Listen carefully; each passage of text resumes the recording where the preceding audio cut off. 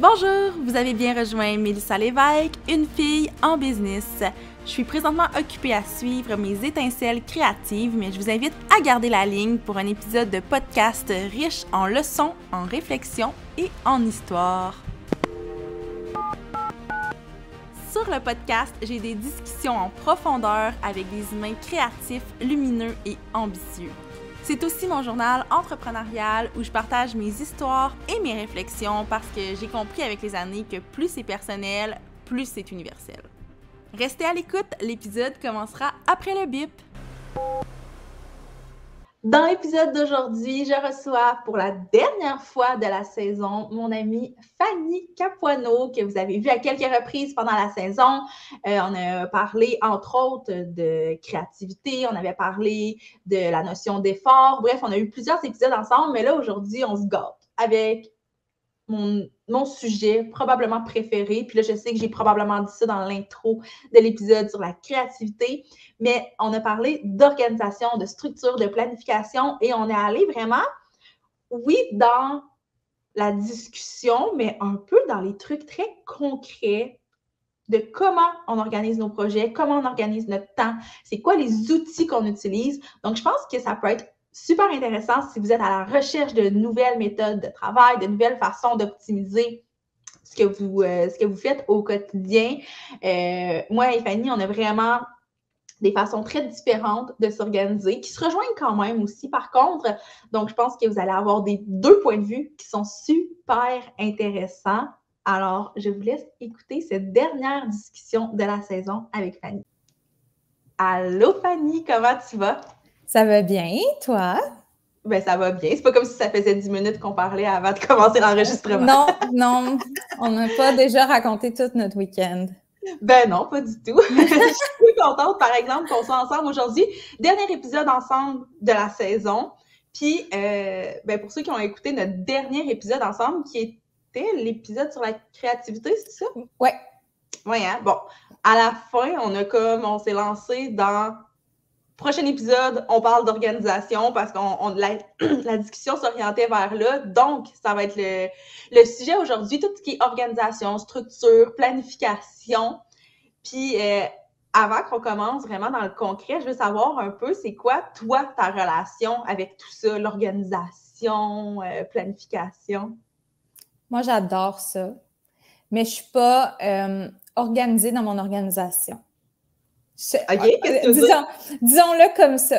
C'est que moi, depuis que je te connais, donc ça fait à peu près quoi, 8-9 ans qu'on se connaît, ouais. Moi, là, je pensais que j'étais vraiment organisée, mais après ça, je me suis comparée à toi, puis on n'a pas le même type d'organisation, mais c'est ça, je pense, qui va être intéressant de parler aujourd'hui, parce que moi, là, je me souviens au secondaire, tu sais, j'avais mon agenda, puis c'était mon meilleur ami, là, comme... J'aimais vraiment ça, c'était ma façon de planifier puis m'assurer que tout allait bien. Mais avec le temps, je réalise aussi que je suis une procrastineuse. Puis je fonctionne bien sous pression, mais pas trop de pression. Fait que l'exemple que je me suis trouvé là, pour illustrer, c'est que, mettons, dans une session à l'université ou au cégep, whatever, je sais dès le début de la session quand est-ce que je vais faire mon travail. Je vais enlever une couple de sessions de travail pour garder ça, mettons, les 2 semaines avant. Mais je suis pas capable de le faire avec. Non, c'est ça. Je comprends. Je comprends. Fait que ça, c'est mon niveau d'organisation. C'est qu'il faut pas... Je performe bien sous pression, mais pas au point que, mettons, je dois travailler la nuit ou couper des choses dans ma vie pour pouvoir y arriver. Non, c'est ça. Je comprends. Oui, c'est ça. Ben, puis tu sais, je trouve ça drôle que tu dises qu'on a un différent type d'organisation puis que tu te compares parce que moi, à l'inverse, je suis comme, des fois, j'aimerais ça pas avoir autant besoin d'être organisée parce que, tu sais, quand j'ai réfléchi justement à c'est quoi ma propre relation avec l'organisation, j'étais comme, c'est plate, mais c'est essentiel parce que moi, mon cerveau oublie, c'est le chaos. Fait que j'ai quand même l'avantage, tu sais, il y en a beaucoup que c'est le chaos dans leur tête puis qui ont de la difficulté à s'organiser. Fait que moi, ça serait mon cauchemar, là. Moi, c'est le chaos dans ma tête, mais j'ai une facilité à m'organiser. Je compense beaucoup, beaucoup, beaucoup avec l'organisation. Donc, je m'assure de ne rien oublier parce que j'écris tout, partout, tout le temps, puis de façon relativement organisée parce que, justement, je me suis fait prendre au piège d'oublier des trucs super importants par le passé ou de... Je sais pas si ça t'est déjà arrivé là, de te booker en double pour un rendez-vous. Moi, là, il y a eu un moment où ça m'arrivait souvent, puis je comprends pas pourquoi. Ben, souvent, tu sais, je veux dire, dans toute ma vie, c'est peut-être arrivé comme 5-6 fois, mais c'est juste que ces 5-6 fois-là sont arrivées dans un relativement court laps de temps, fait que ça m'a un peu traumatisée, puis j'ai fait, OK, je peux pas me permettre de me dire, OK, ben, je vais m'en rappeler, puis je vais l'écrire dans mon agenda plus tard. Si je l'écris pas à l'instant où ça se passe, c'est perdu dans l'univers. Donc, ton organisation vient de la peur en partie? Ben oui, parce que... Puis une peur qui est quand même justifiée parce que j'ai des expériences négatives qui m'ont prouvé qu'il fallait que j'aille un peu peur, tu sais. Oui, un peu peur de toi. Oui, ben c'est parce que j'ai comme appris à me connaître puis à réaliser que il y a ça, puis il y a aussi le fait que je sais pas si ça vient avec le fait que justement c'est un peu le chaos, puis j'ai peur d'oublier des trucs, mais j'ai aussi un côté très travaillante, mais j'ai aussi le côté super paresseuse. Donc, si je peux trouver des choses qui vont faire en sorte que je vais pas oublier les tâches que j'ai à faire, mais en plus que ça peut me sauver du temps juste parce que c'est organisé. Tu sais, il y a des tâches, là, même si on dit que la vie d'entrepreneur, c'est jamais la même chose, il y a quand même des routines puis des tâches qui sont récurrentes, évidemment. Puis moi, par le passé, il y a des tâches récurrentes qui me prenaient tellement de temps juste parce que je voulais m'assurer que j'avais pas oublié une étape dans ce genre de tâches-là, puis que je les avais faites dans le bon ordre. Donc, c'était super long. Maintenant, j'ai des processus pour ça. Fait que mes tâches récurrentes, là, tac, tac, tac, je suis les étapes, puis c'est fini. Fait que je pense que c'est un peu une question de j'ai besoin d'une extension de mon cerveau, puis une extension qui est plus organisée que ce qui se passe réellement dans ma tête. En fait, je pense que tu viens de mettre le doigt sur ce que je voulais un peu dire tantôt. C'est que jusqu'à récemment dans ma vie, je crois que j'étais capable de m'en sortir juste avec mon cerveau puis mon agenda, puis pas diviser en sous-tâches, puis en ayant des processus et tout, parce que j'avais pas autant de choses à faire. Tu sais, mettons, au secondaire, j'écrivais mes devoirs, je planifiais quand je faisais mes affaires. C'était correct, j'arrivais jamais en retard. C'était correct. Après ça, cégep aussi, tu sais, l'école, tout ça, les travaux, l'université, même chose. Mais après ça, quand j'ai ouvert mon entreprise, ben encore là, tu sais, j'avais un associé à ce moment-là qui faisait tout ce qui était comptabilité, admin et tout. C'est vrai. Donc, moi, je faisais mes produits, puis, tu sais, après ça, rendu là, tu sais, mettons, moi, je faisais de la confection, de la couture. J'avais pas tant besoin d'écrire nécessairement comme aujourd'hui, je vais coudre les manches. Ensuite, je vais coudre tout ça. Tu sais, comme ça, c'est des processus que j'avais intégrés dans ma tête. Puis, honnêtement, je pense que j'allais perdre plus de temps à comme regarder dans un agenda ou un truc de gestion de tâches, comme qu'est-ce qu'il fallait que je fasse.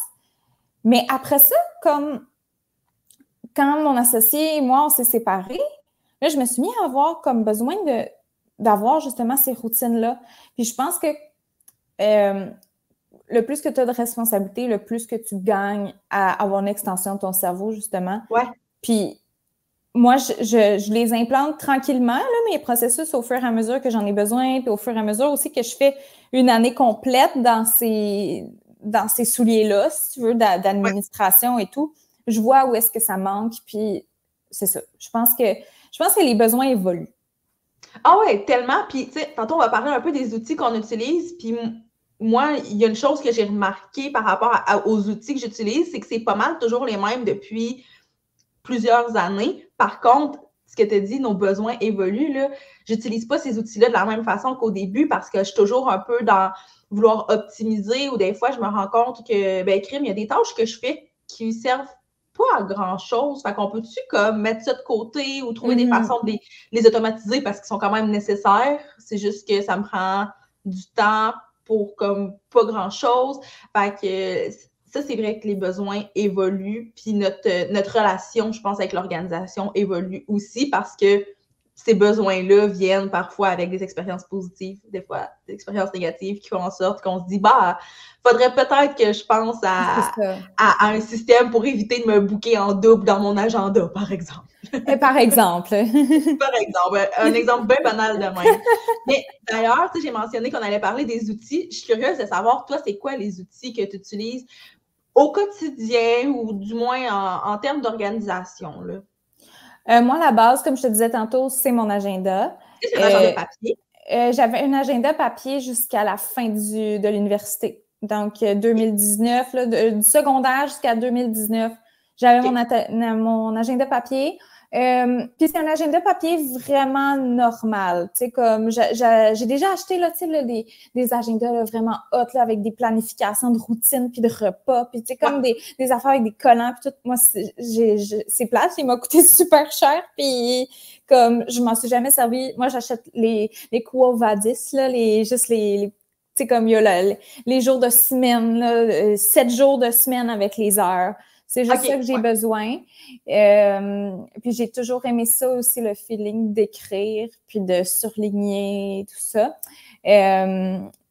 Après ça, j'ai changé à l'agenda Apple, pas le Google Calendar. Moi, j'utilise vraiment l'agenda sur mon ordi. Je me souviens pas pourquoi j'ai changé. Je pense que à un moment donné, j'ai commencé à avoir des rendez-vous. Puis c'était plus facile pour moi de les noter.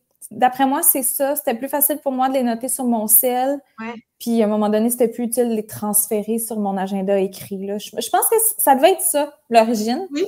Fait que, ouais. Puis dans le fond, j'ai différents calendriers, là, différentes couleurs dans mon agenda. Fait que mes rendez-vous, tu sais, qu'il faut que je me déplace ou que je rencontre quelqu'un, comme mettons ce matin, là, le podcast avec Mélie, j'ai une couleur pour ça. Tu sais, c'est des rendez-vous.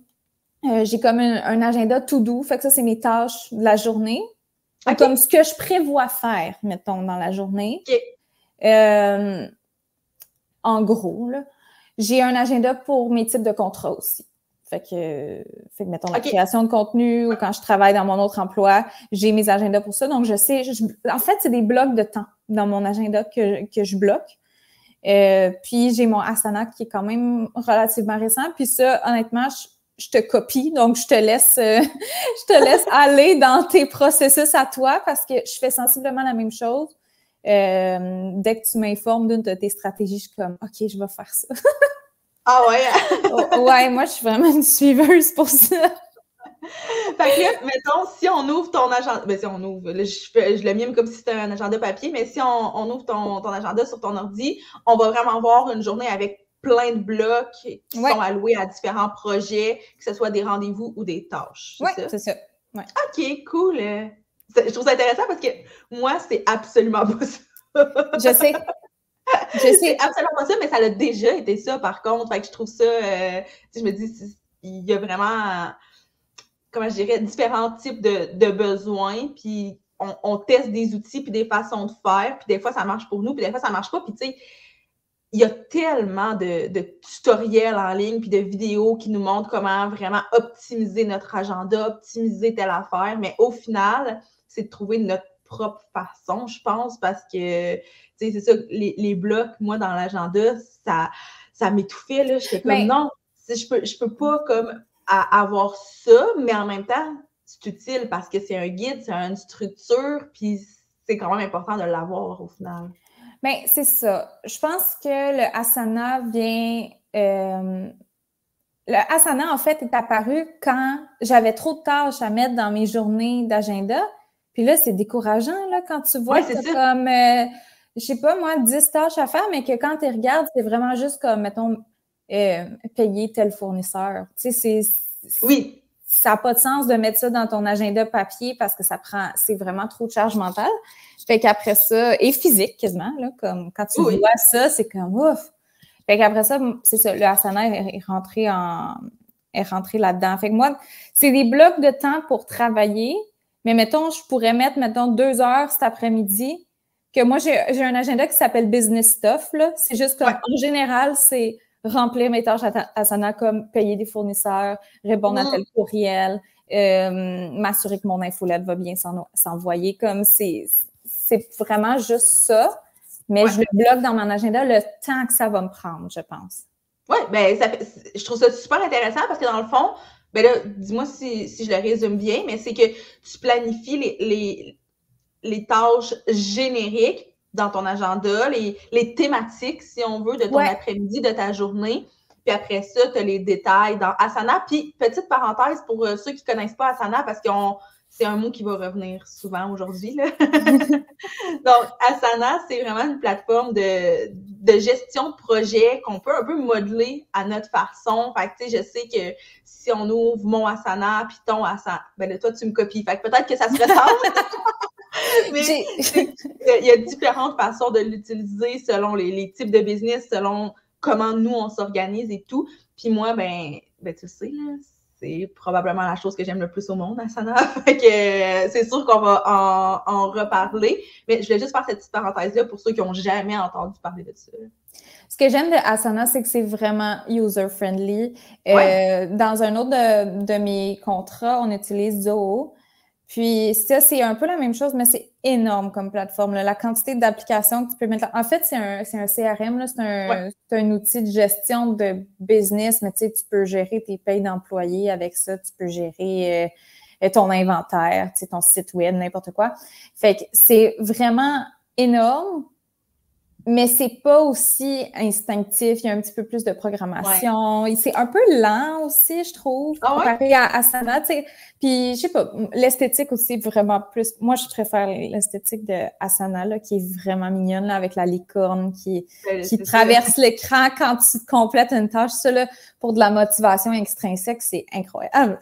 Oui, c'est tellement motivant. Puis moi, souvent, je vais mettre mes tâches comme terminées au fur et à mesure, mais ça arrive des fois que je fais mes trucs, puis à la fin de la journée, j'en coche plusieurs, puis je suis comme « wow! » Il y a beaucoup de licornes, là. Ah ouais, c'est incroyable. Fait que, je sais pas, c'est plus intéressant. Moi, j'utilise le Asana de base. Je pense que toi aussi, hein? Moi aussi, oui. Ouais. Fait que ça, c'est cool. mais en fait, tu sais, je pense que il y a vraiment beaucoup de potentiel juste dans cette fonction-là. Fait que, tu sais, encore une fois, dépendamment de nos besoins et de l'utilisation qu'on en fait, mais moi, je pense que j'utilise vraiment comme toutes les fonctions auxquelles on a accès dans la version de base, mais j'aurais pas vraiment besoin de plus au moment où on se parle. Peut-être que ça va changer avec le temps, mais au moment où on se parle, la version de base, pour moi, c'est parfait aussi, là. Fait que c'est quand même intéressant pour ça. Puis là, tu as parlé de ton agenda, tu as parlé de Asana. Moi, une chose que je suis vraiment curieuse parce qu'on n'en a jamais parlé. Puis moi, même si j'adore l'organisation, c'est un peu ma bête noire, c'est l'organisation comme numérique de comme tout ton classement finalement. Est-ce que c'est quelque chose que tu maîtrises, toi, ou pas du tout? J'essaie. J'ai mon Google Drive avec les bons dossiers dedans, mais il y a plein d'affaires comme que j'utilise tous les jours qui sont pas sur mon Drive, qui sont sur mon ordi. Puis là, ça, je suis quasiment gênée de le dire parce que c'est tellement dangereux, là. C'est comme... oui, mais en même temps, moi, je pensais que tout le monde était comme 100% sur, justement, Drive ou whatever, mais je réalise qu'il y a beaucoup de gens qui travaillent, tu sais, que tout est dans leur ordinateur, mais c'est sûr que c'est ça. Comme tu dis, c'est plus sécurisant de savoir qu'on l'a dans notre Google Drive. Il faudrait vraiment que je le fasse, mais c'est juste que ça me gosse de toujours comme, mettons que c'est Excel, puis je veux rester dans Excel et non Google Sheets.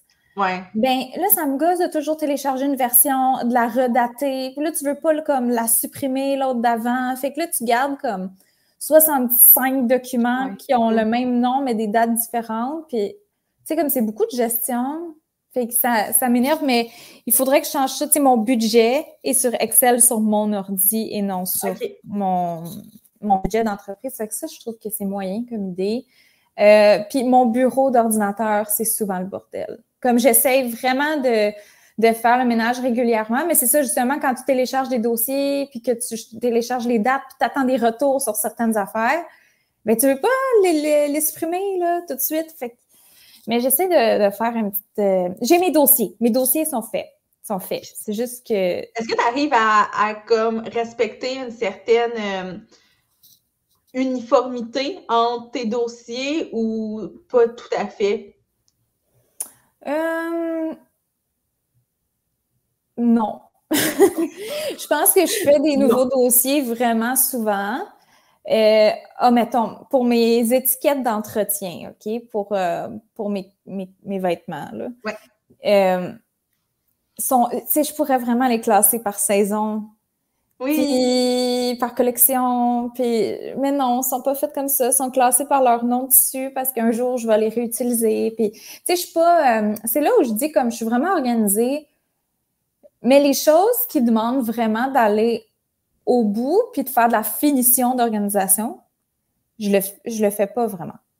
Ben, honnêtement, là, moi non plus, dans le sens où, tu sais, mettons mes dossiers, je pense que mon classement est mieux que beaucoup de gens, mais est pire que beaucoup de gens aussi. Dans le sens où, tu sais, moi, ce que j'ai la misère, c'est l'uniformité de tout ça. Tu sais, j'ouvre un dossier d'un client, puis j'ai pas nécessairement les mêmes... Ben, ça commence à être vraiment mieux, là, mais par le passé, puis le passé vraiment pas si lointain que ça, mettons. Tu sais, j'ouvrais le dossier d'un client A, puis après ça, j'ouvrais le B, puis tu sais, c'était pas la même structure de classement.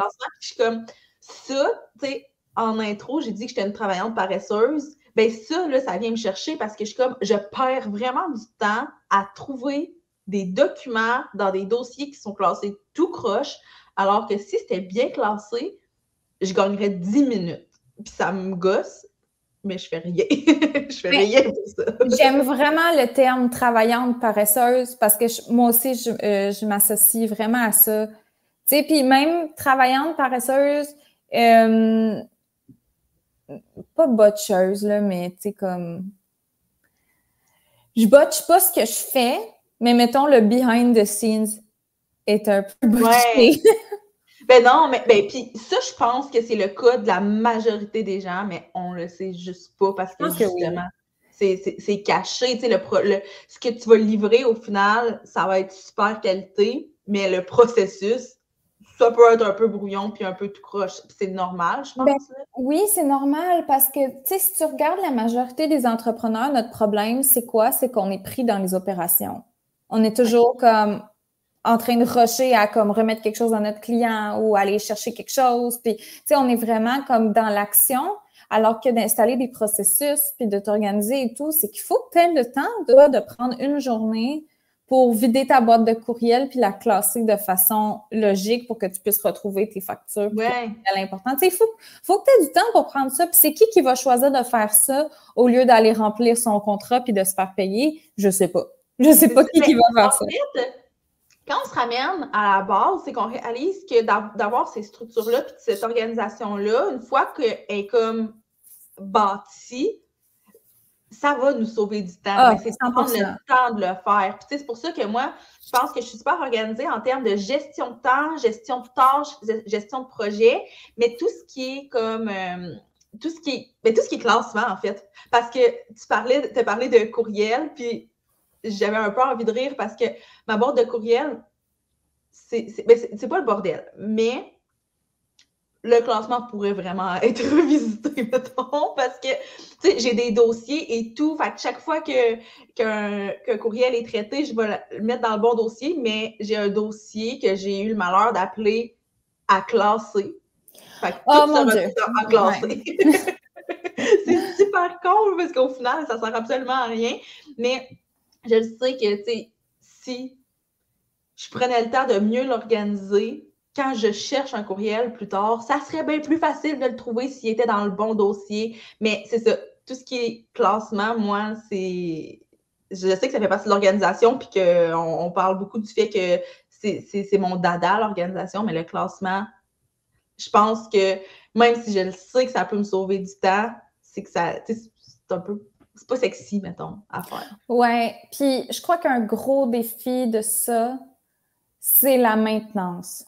C'est comme de continuer à le faire. Parce que, mettons, là, moi, l'image que j'ai eue quand tu parlais de ta boîte de courriel, c'est, mettons, tu sais, quand tu achètes une nouvelle sacoche, tu sais, tu veux comme la rendre toute, tu sais, que tu veux qu'elle reste belle, puis propre à l'intérieur. Puis, qu'est-ce qui arrive comme, tu sais, si t'es bonne 2 mois plus tard, ça va être dégueulasse dedans. Mais, tu sais, régulièrement, c'est comme le mois d'après ou 3 semaines après, elle est plus belle ta sacoche, il y a plein de cochonneries dans le fond, il y a des gommes écrasées, il y a des bobby pins, puis c'est dégueulasse, puis c'est ça, moi, c'est un peu à ça, mettons, mon bureau d'ordinateur que ça me fait penser, c'est comme, tu sais, ça me rend tellement heureuse quand tout est bien placé, mais c'est de le faire régulièrement qui est le vrai défi, je pense. Ben, oui, c'est ça. Puis je trouve ça vraiment intéressant que tu amènes ce point-là parce que ça me fait réaliser que c'est exactement pour ça que je suis pas bonne en classement, mais que le reste, je suis bonne. C'est que, tu sais, faire des processus,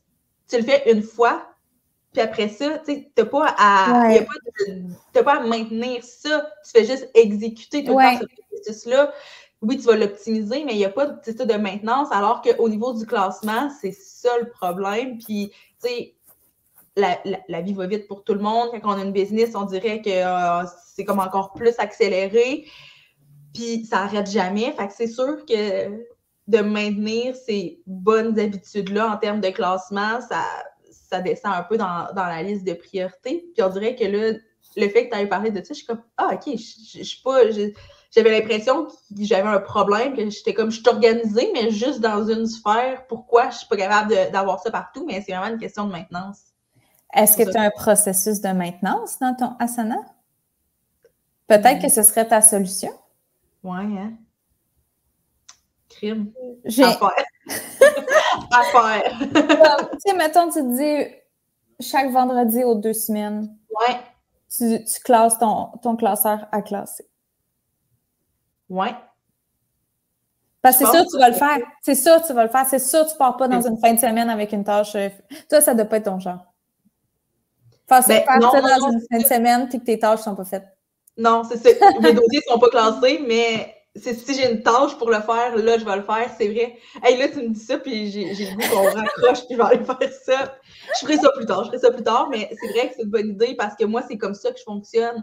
Je fonctionne vraiment j'ai une tâche, je la fais. Puis, tu sais, ce qui fait aussi que, tu sais, dans l'épisode, je pense sur la créativité, j'avais comme mentionné que je réfléchissais pas souvent parce que j'ai juste à exécuter ce que Asana me dit, puis d'ailleurs, c'est pas Asana qui me le dit, c'est moi qui ai dit à Asana de me le dire, là, on s'entend.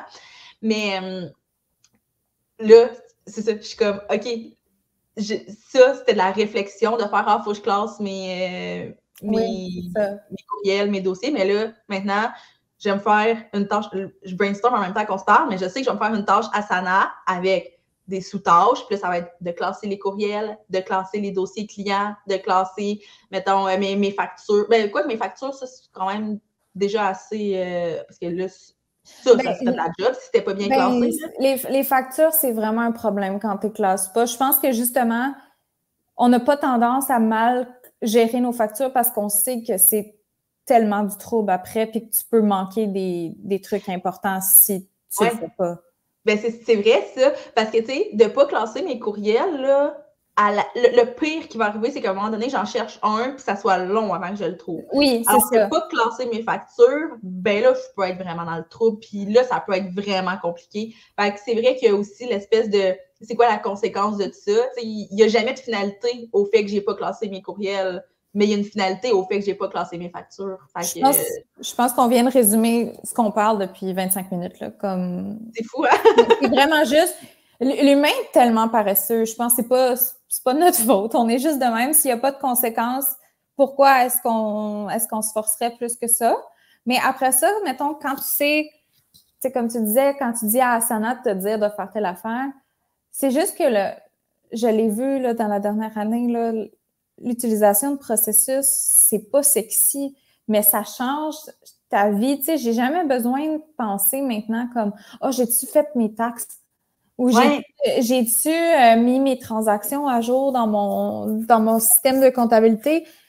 Mon logiciel, il me le dit, j'ai juste besoin de c'est niaiseux, mais c'est quand même vrai. J'ai juste besoin de me lever le matin puis ouvrir ma liste de tâches. Oui, c'est ça. Puis là, des fois, tu dois en rajouter une, tu es comme « Oh my God, j'avais pas pensé à ça », mais honnêtement, pas tant. Parce que tu connaissais tes processus, puis après ça, si c'est comme... Généralement, je sais pas pour toi, mais moi, généralement, les tâches que j'ajoute sur le fly de même, puis qui font pas partir d'un processus, c'est quelque chose de nouveau qui est apparu. Comme c'est un nouveau projet, c'est une nouvelle opportunité que, OK, oui, il faut que je réponde à la madame qui m'a écrit telle affaire.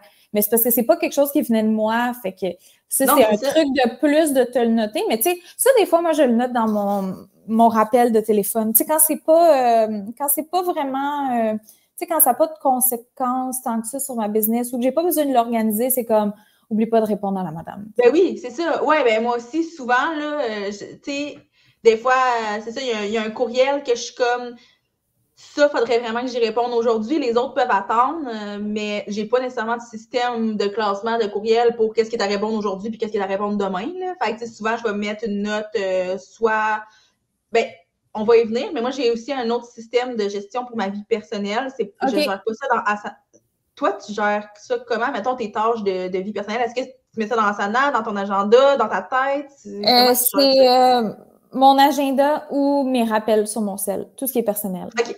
Mais je suis en train de me dire que peut-être que je devrais intégrer mon personnel dans mon Asana. J'ai pas envie d'avoir une autre plateforme. C'est ça l'affaire, mais je suis quand même curieuse. Je savais pas que tu avais une autre plateforme pour ta vie personnelle. Ben, c'est juste que pour moi, j'avais l'impression, je me sentais dépassée quand je mettais vie personnelle et vie professionnelle dans Asana parce que j'ouvrais Asana, puis mettons, moi, ce que j'aime vraiment dans Asana, c'est pas avoir une très longue liste qui est à faire aujourd'hui. J'ai vraiment plein de tâches pour du long terme, mais si j'en ai comme 15 à faire aujourd'hui, je saurais pas pas que je vais pas savoir par où commencer, mais tu sais, je vais avoir une petite panique intérieure, puis là, je suis comme, j'en ai trop. Fait que Asana, c'est vraiment que business et business, c'est tout. Puis, j'utilise Notion pour tout ce qui est vie personnelle. Mais c'est parce que vie personnelle, là, je veux dire, moi, là, j'écris genre quand je vais aller à l'épicerie, j'écris quand je veux faire mon lavage, j'écris genre mes lavages de cheveux, j'écris comme tout. Moi, le dimanche, je m'installe. Mais c'est vraiment con, mais c'est juste une question de logistique, de faire comme, OK, ben mardi matin, j'ai aucun rendez-vous, donc ce serait là le moment optimal pour aller faire mon épicerie. Fait que je l'écris dans mon agenda parce que je me dis, si j'arrive à mardi, que je vais pas à l'épicerie parce que je suis comme, ben tu sais, on est correct pour aujourd'hui, mais que le lendemain, j'ai une journée full remplie. Mais là, je suis comme, OK, mais c'est quand je vais y aller. C'est vraiment des petites affaires niaiseuses. Là. Je veux dire, aller à l'épicerie, c'est pas un big deal, là, mais c'est plus des trucs comme ça. Des tâches de maison, de faire, OK, ben, faut que, je sais pas, faut que je fasse le, tu sais, j'écris pas, mettons, pour faire la vaisselle puis les tâches récurrentes, là, mais des trucs comme, souvent, mes tâches de fin de semaine, je vais répartir, OK, ben, aujourd'hui, on fait le ménage complet de la chambre, on lave le lit, ça, je vais comme l'écrire dans mon Notion. Fait que, tu sais, écrire ça dans mon Asana, c'est too much. Ouais, non, on oublie ça, ouais. Fait que moi, c'est vraiment comme ça que je l'utilise. Puis, ben, tu sais, pour moi, ça fonctionne quand même bien. C'est deux plateformes que j'ai, tu sais, autant sur mon ordinateur que mon téléphone. Fait que j'ai toujours accès. Puis ça me permet vraiment de faire une distinction claire entre ça appartient à quelle sphère de ma vie, si on veut, là, si on l'utilise vraiment entre professionnel puis personnel. Fait que c'est vraiment pas très... Tu sais, dans Notion, c'est pas très organisé comme dans Asana, dans le sens où je l'utilise un peu comme un agenda. C'est juste que je veux pas écrire dans mon Google Agenda que je vais faire du lavage aujourd'hui. Ouais, c'est ça. Tu sais, c'est vraiment... Dans Notion, dans le fond, là, c'est que j'ai la date puis une to-do list de choses à faire. Fait que c'est l'équivalent d'une to-do list papier, au final. C'est juste que je l'ai partout tout le temps. C'est vraiment que ça. Puis... c'est comme ça que je fais la distinction entre les deux sphères. Mais je pense pas que c'est essentiel, mais je pense que si le choix est de mettre tout ça dans Asana ou de le diviser en deux, je pense que ça vaut la peine de le diviser en deux parce que t'as beau mettre des étiquettes dans Asana pour dire « OK, ça c'est business, ça c'est vie personnelle », reste que de voir que tu as autant de tâches à faire dans une journée, peu importe l'ampleur de ces tâches-là, c'est paniquant un peu, là. Ben oui, puis ça revient à séparer la vie personnelle et professionnelle comme d'un point de vue mental aussi. C'est comme, OK, ben là, mettons que j'ai du lavage, je le vois dans ma liste, ben là, comme, oui, je peux le faire dans ma journée, mais comme, puis il y en a qui tu sais, il y a plein de gens qui font des tâches personnelles dans leur journée de travail, c'est pas ça le point, mais c'est juste que est-ce que ça veut dire qu'à un moment donné, tu vas te retrouver avec comme des fournisseurs à payer ou des tâches de travail à faire le soir parce que comme tout était mélangé, puis tout, je trouve que c'est pas motivant, puis ça met jamais de fin à ta journée de travail, finalement. Non, ben ça, c'est vrai parce que, tu sais, mon Notion, je vais l'ouvrir la fin de semaine parce que je veux savoir, OK, ben c'est quoi que j'ai aujourd'hui à faire. Mais mon Asana, à part dans des contextes particuliers, je vais pas l'ouvrir la fin de semaine parce que c'est du travail. Puis, ben, tu sais, je travaille des fois la fin de semaine, c'est pas ça le point, mais tu sais, les journées où je ne travaille pas, je veux pas avoir nécessairement à ouvrir Asana. Mais là, s'il y a mes tâches personnelles dedans, il aurait comme fallu que je l'ouvre. Fait que, bref, moi, c'est important de faire cette distinction-là. Puis, dans une optique de faut tout que j'écrive toujours ce que j'ai à faire. Tu sais, c'est vrai dans ma vie professionnelle, mais c'est aussi vrai dans ma vie personnelle. Moi, là, ça arrive souvent que je me dis, OK, cette semaine, je veux faire telle affaire dans l'appart, puis que la semaine passe, puis je ne l'ai pas écrit, fait que j'ai oublié. J'ai vraiment pas une bonne mémoire. Puis je pense que le fait d'être autant organisé, ça fait en sorte que je travaille pas tant non plus ma mémoire. Tu sais, il y a comme le revers de la médaille aussi. Mais en même temps, je suis comme, ben, si je m'organise pas, je vais l'oublier. Fait aussi même backer. Fait que, bref, c'est comme, c'est un peu un cercle vicieux, mais pas si vicieux que ça, là, dans le sens que ça... Non, c'est ça. Tu peux faire des casse-têtes pour ta mémoire. Ah, bon, voilà. Comme c'est vraiment pas mon truc préféré, mais... T'es vraiment mieux de te donner des trucs pour outiller ton cerveau que... Plutôt que de jouer avec le feu. Parce que oui, c'est ça. Ouais. Fait que là, on a comme navigué un peu dans les outils qu'on utilise. On a parlé de nos agendas, on a parlé d'Asana, beaucoup, de Google Drive. Est-ce qu'il y a, de Notion pour ma part, est-ce qu'il y a d'autres outils, toi, d'organisation? J'essaie d'y penser, mais je pense pas. J'ai parlé des rappels oui, c'est vrai. sur mon téléphone. Ça, je l'utilise quand même vraiment plus qu'avant aussi pour les petits trucs. Puis ça, je mélange le professionnel et le personnel souvent. Oui, ouais, je comprends. Parce que c'est pas gros. J'ai des trucs récurrents. J'ai des petites affaires comme pas importantes. Ouais, puis c'est pas nécessairement comme une to-do list, fait que c'est pas vraiment grave de les mélanger. Là. Non, c'est ça, exact. Mais je pense que c'est pas mal ça que j'utilise. Ben, je suis quand même contente parce que un point que je voulais quand même amener en parlant d'outils, c'est qu'on a l'impression que pour être organisé, il faut avoir comme plein d'outils. Puis, tu sais, on en voit, en tout cas, je sais pas si c'est moi qui est super bien ciblée en ligne, là, mais on voit tellement de nouveaux outils, puis ça va compléter ton utilisation de tel outil, puis je suis comme, j'ai pas besoin là, de m'éparpiller, puis tu sais, je le sais que pour certains, j'en utilise beaucoup parce que, tu sais, justement, j'utilise Asana et Notion, mais je pense que ce qui nous est présenté en ligne, c'est encore pire. Tu sais, souvent, on nous donne l'impression qu'il faudrait 40 outils pour être sûr que chaque sphère de notre vie est vraiment bien organisée. Mais je pense que plus on a d'outils, plus on devient désorganisé parce qu'à un moment donné, c'est de savoir, OK, qu'est-ce qui est où, c'est quoi vraiment l'intention derrière l'utilisation de cet outil-là? Est-ce que je l'utilise vraiment parce que c'est utile puis que ça m'aide dans mon travail ou je l'utilise parce que supposer que c'est une bonne idée de l'utiliser? Il y a ça aussi, là. Moi, je suis tombée quand même souvent là-dedans, mais je le voyais vite que, mettons, ça allait pas fonctionner pour moi. Tu sais, ça arrivait souvent là, sur Pinterest, je regardais des outils ou des trucs d'organisation, puis là, je tombais sur quelqu'un qui offrait gratuitement son calendrier à imprimer puis à personnaliser soi-même. Hey, j'en ai téléchargé des affaires de même, là, des organisateurs de business, des affaires. Ils sont beaux, là, c'est pas des mauvais, c'est tous des bons outils, mais moi, c'est que c'était la charge que ça m'amenait de me dire que je devais être organisée. C'était vraiment trop pour moi. Et moi, je sais qu'il faut que je m'en tienne à une affaire puis que je le fasse bien. Puis là, j'ai quand même bien trouvé là, mon mélange. En passant, je me l'étais jamais expliqué comme ça, là, que mon agenda, c'était plus comme pour bloquer le temps. Puis qu'après ça, le Asana, ça me disait quoi faire, finalement. Ouais. Fait que ça, c'est vraiment ça.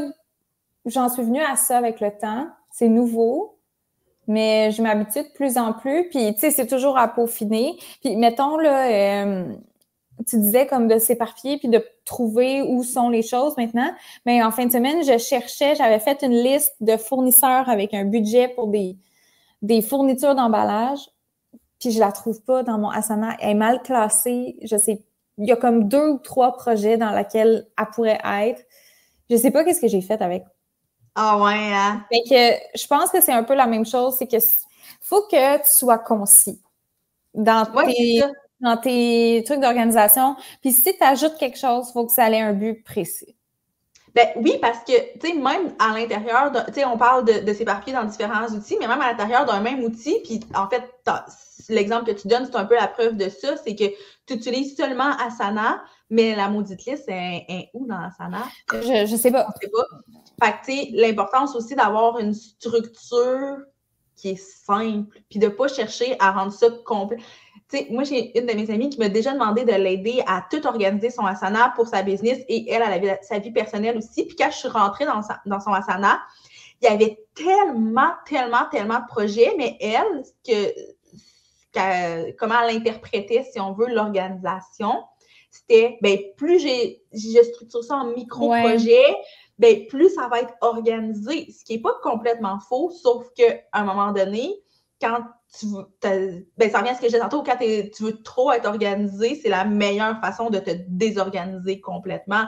Fait on a vraiment pris le temps de simplifier ça, puis là, elle a fait, OK, ben là, je trouve ça vraiment plus intéressant d'utiliser Asana maintenant qu'on a une structure plus simple, alors qu'au début, elle est entrée tout de suite dans un mindset de on va organiser vraiment chacun des petits détails. Fait qu'il y a ça à faire attention, je pense, quand on tombe dans le monde de l'organisation, parce que tu parlais des planners à télécharger. Mon Dieu, j'en ai tellement téléchargé, des planners, des budgets, des ci, des ça, puis au final, ben c'est plate, mais il n'y a rien de ça que j'utilise à ce jour. Là. Non, il n'y a rien. Puis, j'avais un point, mais je vais te laisser continuer parce que ça va revenir, c'est sûr. Ben, en fait, là, je voulais un peu comme aller ailleurs. On en a parlé un peu, mais j'ai quand même une question, puis on verra où la discussion nous amènera, mais par rapport à l'organisation de notre temps. Là, toi, tu as parlé de tes blocs que tu mettais à l'agenda, mais je suis curieuse de savoir comment tu les détermines, ces blocs-là. À quel moment est-ce que tu t'assois en début de semaine puis tu structures tes blocs de travail dans ton agenda? Est-ce que c'est des blocs qui sont récurrents, que le lundi après-midi, c'est tout le temps telle chose? Comment tu attribues ces blocs-là au bon moment? C'est avec le temps, je dirais que j'ai identifié quand est-ce que je veux faire les choses. Quand je faisais beaucoup de couture, c'est clair que je mettais ça le matin comme le plus tôt possible dans la journée parce que c'est là que j'étais en forme. Puis vu que c'est physique, surtout avant que j'arrête, là, mon corps était vraiment plus capable. Donc, il fallait que je fasse ça le plus tôt possible dans la journée parce que le soir, oublie ça, je suis trop fatiguée. Donc, je sais que moi, je fonctionne pas bien le soir. Je me mets rien le soir. Puis, au pire, je travaille la fin de semaine. Donc, ça, c'est ça. Le soir, c'est le moins possible ou c'est des tâches vraiment faciles ou qui me font plaisir.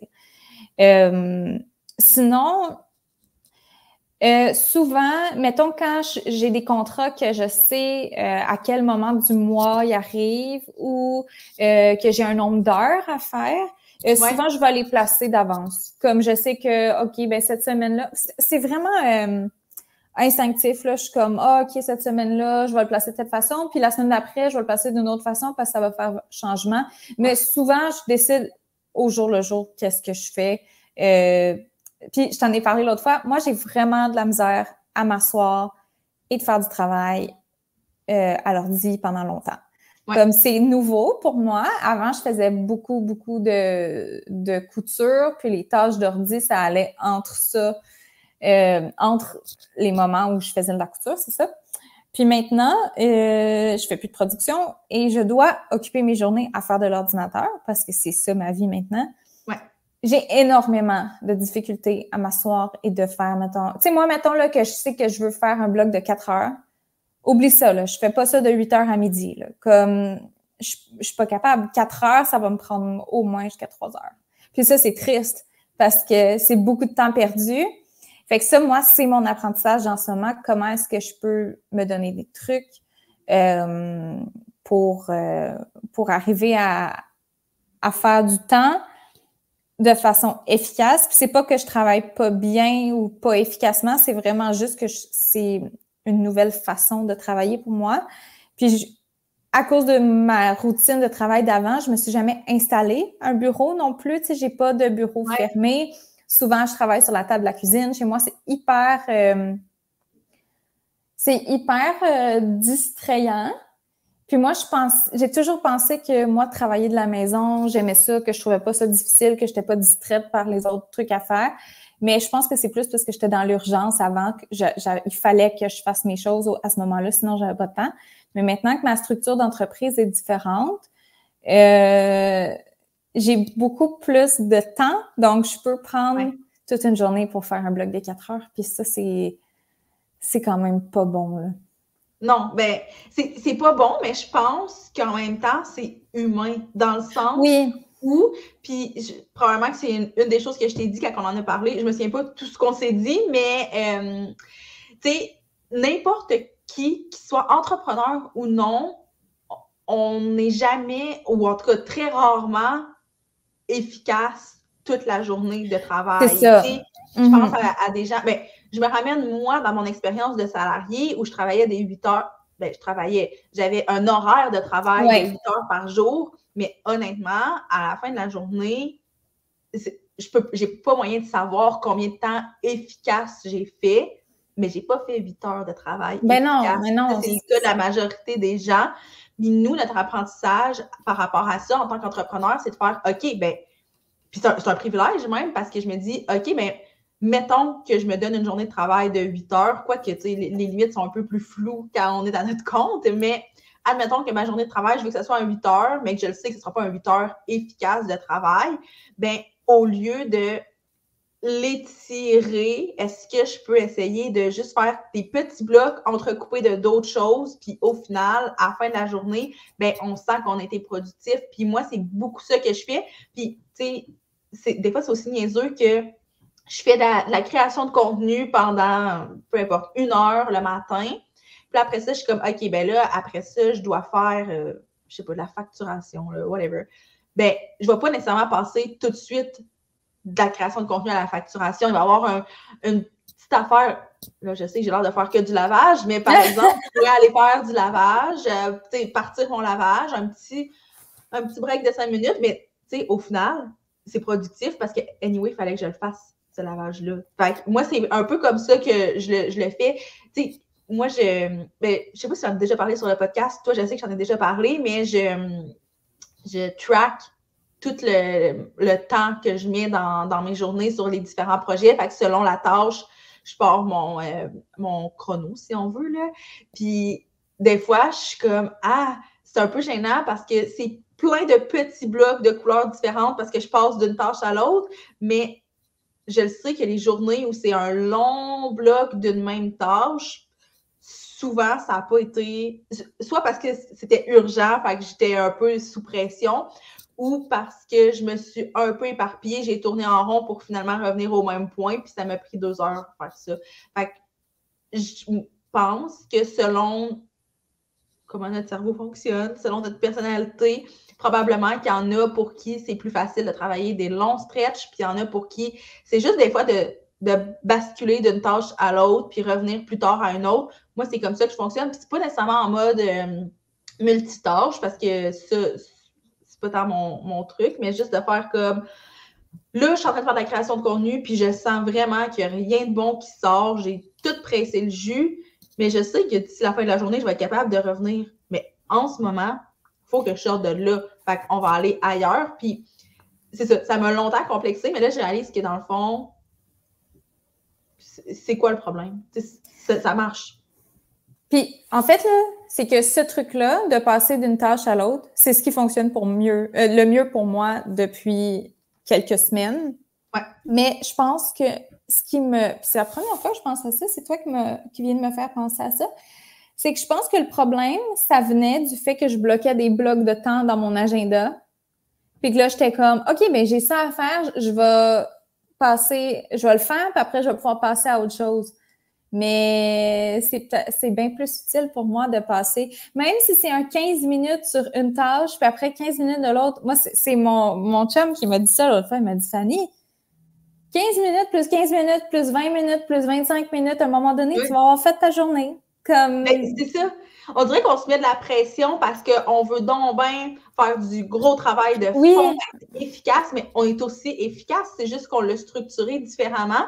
Puis, ce que tu amènes, c'est vraiment un point que je voulais parler parce que, tu sais, tantôt, j'ai dit, moi aussi, avant, je fonctionnais avec des blocs de travail dans mon agenda, mais là, c'est plus ça. Puis, c'est entre autres pour ça parce que j'étais comme, OK, aujourd'hui, on est mercredi après-midi, je suis supposée faire de la création de contenu pour la mallette, mais en même temps, puis on est dans des contextes aussi de créativité. Fait qu'il y a ça aussi qui vient jouer, de faire comme moi, ben là, c'est peut-être pas. Tu sais, oui, on développe des trucs pour un peu stimuler notre créativité puis être capable de créer à peu près à n'importe quel moment. Sauf que, tu sais, on dirait que des fois, de faire, OK, ben de 1 heure à 4 heures, je fais que de la création de contenu, c'est comme une contrainte de plus à un processus créatif. Ça peut être étouffant, alors que si je me dis, OK, tu sais, moi, c'est un peu ça que je fais, c'est que je regarde ce que j'ai à faire pendant la semaine. Moi, le dimanche, je regarde les tâches que j'ai à faire. Puis là, je les attribue un peu, tu sais, aux bonnes journées selon ce que j'imagine. Puis au fil de la semaine, il y a des tâches que je vais faire. Ah, ben finalement, ça, je l'avais prévu mercredi, mais aujourd'hui, j'ai du temps, puis j'ai l'énergie pour faire ce type de tâche-là. Fait que je le ramène à aujourd'hui. Puis une tâche qui était pour demain, ben finalement, je vais la reporter à vendredi, mais je dépasse pas le cadre de la semaine. Ah, c'est sauf ça. si c'est une tâche qui est pas urgente ou, tu sais, que je l'avais mis cette semaine juste pour pas l'oublier, mais que c'est pas grave si elle est faite la semaine prochaine. Mais généralement, c'est ça. J'ai mon cadre d'une semaine. J'attribue les trucs dans les journées juste pour avoir une idée de ça va être quoi mes journées. C'est ça. Et après ça, ça bouge énormément. Puis je pense que c'est correct. Au final, la job est faite. Je pense que si le résultat est le même que si j'avais respecté à la lettre des blocs de travail. Puis je dis le résultat est le même, mais probablement mieux parce que j'ai pas essayé de rentrer dans cette espèce de cadre-là. Oui. Moi, je suis très d'accord avec toi. Puis je pense que c'est une question d'être capable de s'adapter. Puis de ne pas être trop rigide par rapport à ça. Puis je pense que quand tu apprends à être travailleur autonome ou quand tu l'es après avoir été salarié ou quelque chose comme ça, c'est quand même un mode de vie à apprendre. Puis il y a des choses que tu dois intégrer par expérience, puis que tu vois la différence une fois que tu as changé d'attitude ou de comportement, puis tu es comme « Ah, mais ça fait tellement plus de sens » ou « Ça fonctionne tellement mieux avec moi, je suis plus satisfaite. » Puis à un moment donné, c'est ça, ma job est faite, comme tu dis. Ben, c'est ça. Puis ça varie vraiment. Tu sais, je sais que j'en ai des périodes où je fonctionnais plus avec des blocs de temps. Puis là, il y a des périodes où je ressentais le besoin de revenir à ça. Puis là, oups, j'arrêtais. Ben, au final, si la structure reste à peu près la même, puis que ça revient à ce qu'on dit, la job est faite, c'est pas vraiment grave, mais je veux qu'on parle d'un truc que tu as amené, te parler d'être pas trop rigide. Puis ça, je pense que c'est vraiment important parce que c'est facile de tomber dans l'organisation très stricte, très rigide. Et là, quand il arrive un imprévu, c'est la fin du monde parce que on n'a pas prévu les imprévus. Donc, je suis curieuse, est-ce que tu as comme des trucs, toi, par rapport à ça? Est-ce que, tu comme, je te mets un peu on the spot, là, je peux peut-être te donner un exemple, mais moi, souvent, le vendredi, j'essaye de rien prévoir dans ma journée parce que, de rien prévoir. Tu sais, j'ai des petites tâches, mais c'est très rare que je vais avoir des rendez-vous pour un peu rattraper les imprévus qu'il peut avoir eu pendant la semaine. Est-ce que tu as des petites stratégies comme ça, toi, pour comme compenser les imprévus? Je dirais que souvent, moi aussi, le vendredi, j'essaie de mettre ça libre ou j'essaie au moins d'avoir l'équivalent d'une journée libre dans la semaine. Donc, mettons, il y a un avant-midi ou un après-midi que je mets rien. Souvent, il y a des soirs que je mets rien. Puis souvent, en fait, là, je dirais que ma stratégie qui date depuis le plus longtemps, c'est de me mettre entre 2 et 3 fois le temps que ça prend à faire la tâche dans mon agenda. Mais ça, c'est à double tranchant parce que la procrastination fait que, t'as pas besoin de commencer tout de suite. tu vas être correct pour le faire en 3 fois moins de temps, puis tu le repousses jusqu'à temps que ce soit la veille de remettre. Fait que c'est quand même double tranchant, mais en même temps, moi, je suis assez disciplinée pour commencer dans le premier bloc, puis souvent, je me rends au 3e parce que ça, c'est une règle humaine, c'est si tu donnes une semaine à quelqu'un pour faire quelque chose, il va prendre la semaine pour le faire. Fait que ça, je pense que c'est juste naturel, mais moi, j'aime ça, me prévoir beaucoup plus de temps pour faire quelque chose. Puis au pire, c'est que, mettons que je me mets 3 blocs de 2 heures, puis qu'à chaque bloc de 2 heures, je fais juste 1 heure sur les 2, ben je me dis, ben au pire, j'aurais gagné du temps pour faire autre chose dans chaque bloc. Tu sais, mais ça, c'est un truc que j'aime quand même. Puis il y a un truc que j'ai lu dans un livre l'année passée qui m'a fait un peu lâcher prise aussi sur planifier des choses puis toujours être organisé, puis je me souviens que je t'en avais parlé. Ça disait, je me souviens plus comment exactement il disait, mais c'était dans l'ordre de on est des mauvais planificateurs, ça sert à rien de planifier. Puis là, quand on dit ça de même, c'est vraiment intense. Mais quand il s'expliquait, je comprenais bien ce qu'il voulait dire, c'est que t'as beau Mon Dieu, qu'est-ce qui se passe? Qu'est-ce qui se passe? Pour ceux qui écoutent en audio, ils ont manqué ça, mais il y a comme eu une explosion de feu d'artifice qui vient d'apparaître à l'écran. Oh mon Dieu! Je sais pas ce qui s'est passé. L'autre fois aussi, hein, j'ai fait un pouce en l'air, puis ça... Ben, tantôt aussi, il y en a eu un, mais étant donné que t'as floué ton background, on le voyait en flou. Ah, OK. Ah, bon. Ben, écoute. Donc, ce que je disais, oui. On est des mauvais planificateurs, c'est que ça sert à rien de planifier un projet dans les moindres détails. T'es mieux d'y aller avec une structure générale, mettons ta semaine, qu'est-ce que tu veux qu'elle ait l'air, plutôt qu'essayer de te dire comme, OK, de 9h à 10h, je vais faire telle chose. Après ça, de 10h à 10h15, je vais prendre une pause. Après ça, de 10h15 à midi, je vais faire telle affaire. Puis après ça, je vais me donner juste une demi-heure pour dîner parce que j'ai un gros après-midi. Ça sert absolument à rien de faire ça. Ça, je parle dans un horaire, mais je parle aussi dans un projet, dans une structure de projet. Il y a tellement d'imprévus. Ça, tu peux pas planifier ça. Puis si tu planifies ça, tu vas toujours être déçu, puis tu vas te considérer comme un mauvais planificateur, ça sert à rien. Donc, je pense que c'est un peu pour ça, moi, que j'ai des processus et tout, mais je ne vais pas dans le gros détail parce que, premièrement, ça ne m'intéresse pas. C'est beaucoup de temps à passer à planifier des détails. Puis après ça, je le sais que je peux être flexible. Fait que je suis comme, mais ça ne me sert à rien d'avoir dit je vais faire ça à telle date parce que ben là, tu sais, telle date.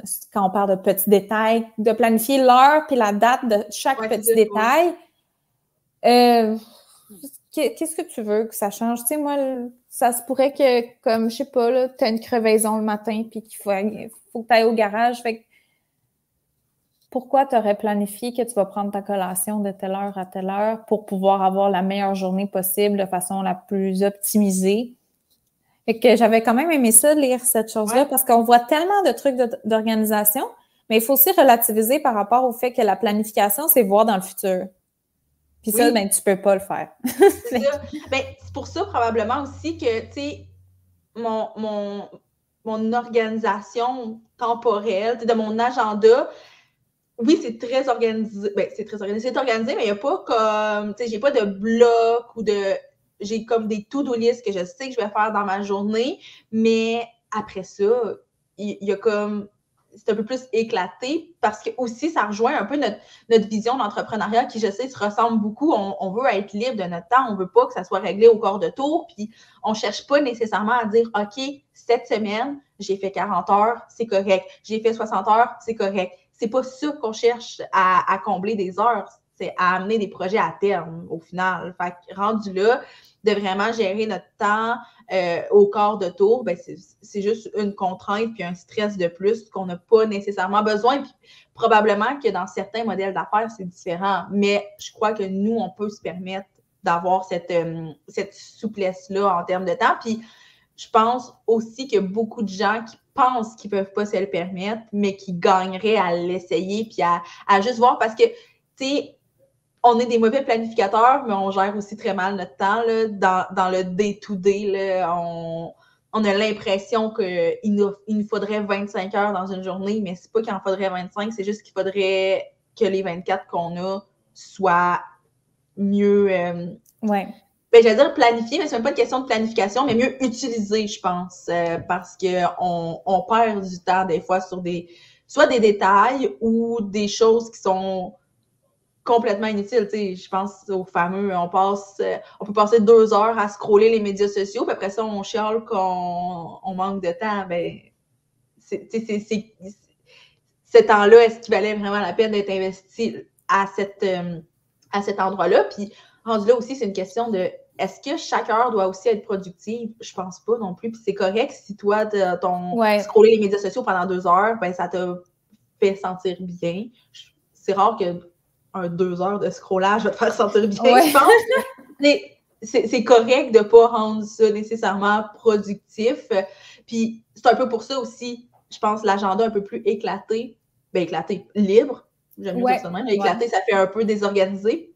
Mais c'est de faire comme, ben moi, ce matin, je me sens pas au top de ma forme, fait que je vais prendre 1 heure pour aller marcher, pour aller lire, parce que je sais que ça va payer après, parce que je vais m'énergiser, puis le reste de ma journée va être plus productif.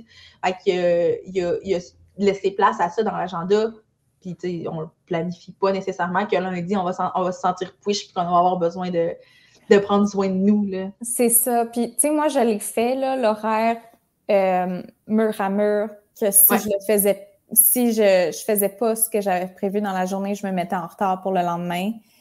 Ce à quoi ça mène, inévitablement, c'est de l'insatisfaction. C'est que tu finis ta semaine, puis tu t'es mis tellement d'affaires parce que sur papier, ça rentrait, que tu finis ta semaine, puis t'es comme « Hey, je vais être en retard la semaine prochaine. » Puis là, comme c'est une charge dans la tête, c'est une charge mentale, mais c'est aussi comme ta vie en général qui passe à te dire comme j'ai pas fait ma semaine encore, j'ai pas fait ma semaine, comme je vais avoir ça à faire, j'ai pas été assez efficace, faut que je fasse mieux, puis ça, ben à un moment donné, puis tu sais, je le fais encore, là, moi, tu sais, le fameux 8 heures à midi, là, mon bloc de 4 heures, je me fais encore prendre à essayer de me booker un bloc de 4 heures un matin là, de 8 heures à midi. C'est pas que ça rentre pas.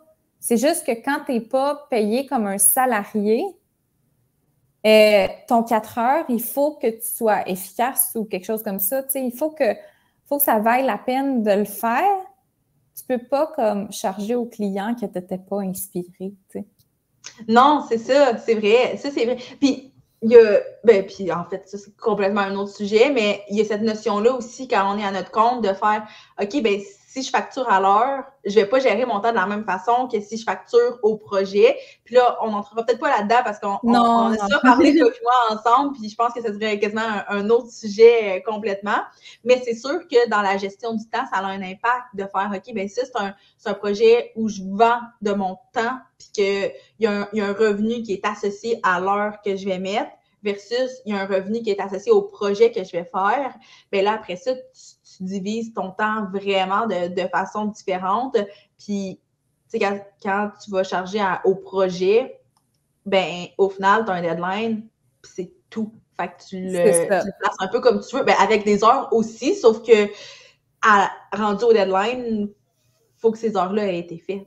Fait que c'est un peu plus touché point de vue organisation, mais tu sais, je peux pas tant me prononcer là-dessus parce que moi, c'est pas une façon que j'ai de travailler, de charger mes contrats à l'heure, mais tu sais, il y en a des contextes où c'est inévitable, puis je pense que faut pas négliger cette réalité-là, c'est juste que moi, j'en parle pas vraiment parce que c'est pas ma réalité. C'est pas ta réalité, c'est ça. Non, vraiment pas, vraiment pas.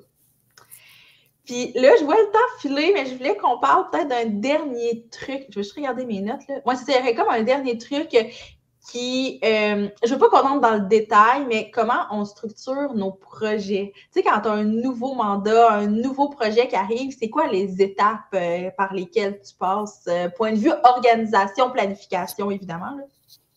Moi, j'ai toujours passé par mon agenda dans le sens que je pars du deadline, puis je recule. Oui, les chantiers inversés. J'aime tellement ça, faire ça. Il y a quelqu'un qui m'a déjà dit que c'était un peu un piège aussi parce que des fois, il n'y a personne qui t'attend pour un projet. Tu sais, mettons, je pense à ta rédaction de livre. Oui. Tu t'es mis un deadline, puis là, à un moment donné, tu m'es arrivé, tu es comme, oh my God, il faut vraiment que je clenche la rédaction, puis tout, puis c'est vraiment cool, c'est une belle motivation, mais c'est aussi un tranchant dans le sens que, tu sais, si tu repoussais ton deadline de 2 semaines, tu sais, il y a personne qui te dirait, hey, Mélissa, tu t'étais dit que ton lancement était tel jour. Tu sais, c'est pas...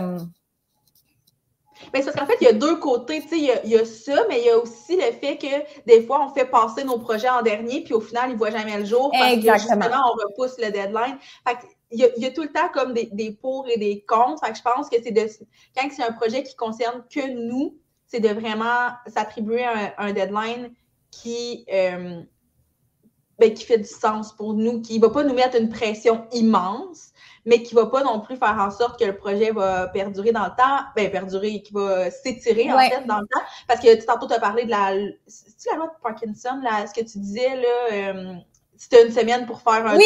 Oui, c'est ça, c'est Parkinson. Oui, je cherchais le nom tantôt. Oui, mais j'avais ça en tête, mais je n'étais comme plus sûre. Fait que, tu sais, cette fameuse loi-là, que si tu as une semaine pour faire un truc, tu vas le faire en une semaine. Si tu as un mois, tu vas le faire en un mois. Ben, tu sais, c'est un peu ça aussi quand on se met des deadlines pour nos propres projets.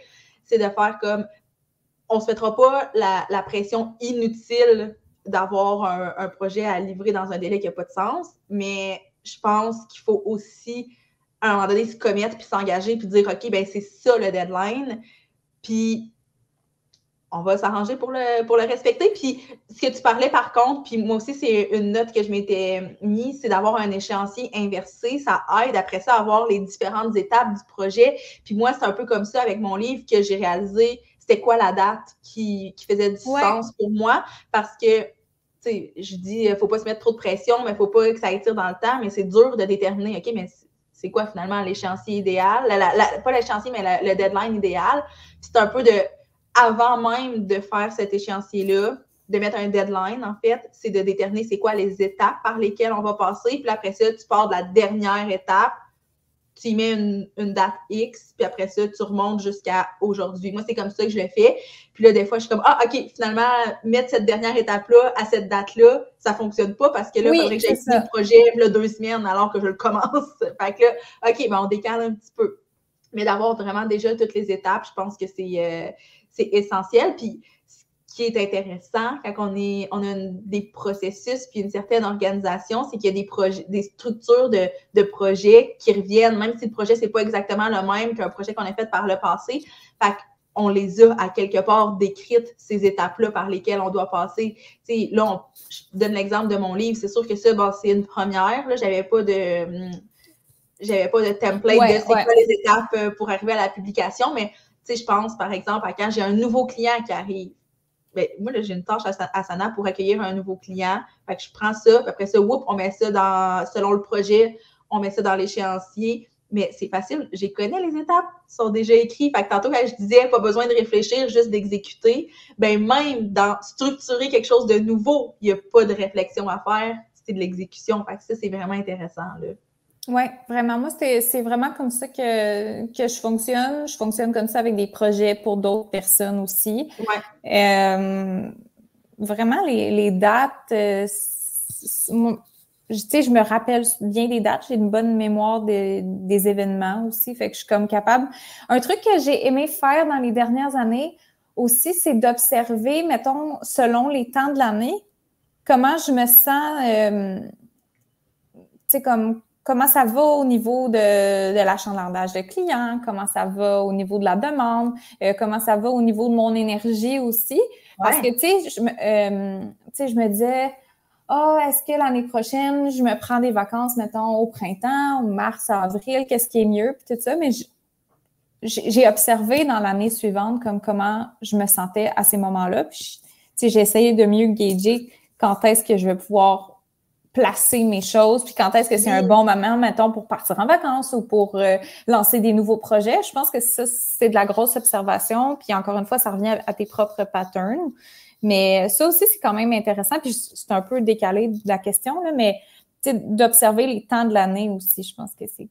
Oui, dans n'importe quoi, les temps de l'année, tantôt tu as parlé aussi des moments de la semaine, des moments de la journée pour faire tel type de tâches. En termes d'organisation, peut-être qu'on peut même conclure là-dessus, là, mais quand on parle d'organisation, il y a beaucoup de connaissances de soi à développer parce que, puis ça revient aussi à ce qu'on a dit d'entrée de jeu, que le fait que on est tous différents, on a toutes des personnalités, des besoins, des modèles d'affaires, tout est différent, fait que ça se peut que si tu copies-colles exactement tout ce que je fais, ça se peut que ça marche, mais ça se peut que tu fasses ça me sert à rien ou ça me stresse plus que d'autres choses ou ça fait que c'est pas optimal pour moi parce que, tu sais, oui, j'adore l'organisation, mais probablement que pour une business qui a une plus grande ampleur, ben probablement qu'il y a des failles puis qu'il y a quelqu'un qui prend exactement ce que je fais ferait comme, ouais, non, je peux pas partir de cette structure très simple-là, on a besoin de l'élaborer davantage. Fait que c'est vraiment une question de connaissance de soi puis connaissance de son modèle d'affaires puis de sa business elle-même pour vraiment venir l'adapter. Puis c'est pour ça que, tu sais, c'est très difficile d'avoir une recette magique. En fait, c'est pas difficile. Il y en a juste pas de recette magique, là, parce que au final, ça va être différent d'une personne à l'autre. Je pense que de s'inspirer puis de discuter avec des gens, de faire « OK, comment toi t'organises ça? » C'est vraiment intéressant. Puis ça va souvent... Moi, c'est comme ça, en fait, que j'ai bâti toute ma structure dans Asana. Je me suis inspirée de gens avec qui j'ai eu des discussions. J'ai essayé des choses que je voyais qu'ils faisaient. Puis, il y a des affaires que, pour vrai, j'ai flushé parce que j'étais comme, OK, ça marche dans leur modèle d'affaires, mais moi, ça me fera absolument rien. Ou il y en a que je suis comme, ah, c'est du génie. Oui. Je prends cette idée-là, je l'amène dans ma business, puis, tu sais, on s'entraide comme ça. Donc, d'où la pertinence, je crois, de l'épisode qu'on vient de faire. On a partagé plein de façons très concrètes qu'on a de travailler, mais ça ne veut pas dire que ce qui fonctionne pour moi, ce qui fonctionne pour toi va fonctionner pour quelqu'un, mais ça peut être une très, très, très grande source d'inspiration. Oui, puis tu sais, tantôt, on parlait de... Est-ce qu'on sépare la business et le personnel? Mais tu sais, dans le fond, l'organisation, ça part vraiment beaucoup du personnel. Oui. C'est vraiment lié pour qu'après ça, toi, tu puisses déterminer tes priorités, puis qu'est-ce que tu veux mettre de l'avant, puis comment tu veux fonctionner. 100%. 100%. Puis je pense que c'est d'ailleurs sur cette phrase qu'on va conclure l'épisode d'aujourd'hui qui rappe vraiment bien notre discussion. Merci d'avoir été là aujourd'hui, mais aussi d'être venu faire des apparitions tout au long de la saison qui se termine pas aujourd'hui. C'est notre dernier épisode ensemble, mais il va y avoir un épisode solo la semaine prochaine. Puis après ça, ça va être la fin de la saison. Donc, merci beaucoup d'avoir accepté de te lancer là-dedans avec moi. Merci beaucoup, hein, puis j'ai vraiment aimé ça, puis c'est toujours le fun de discuter puis de prendre des moments ensemble. Puis oui, vraiment, puis je te souhaite une super belle fin de saison. Ben, merci beaucoup.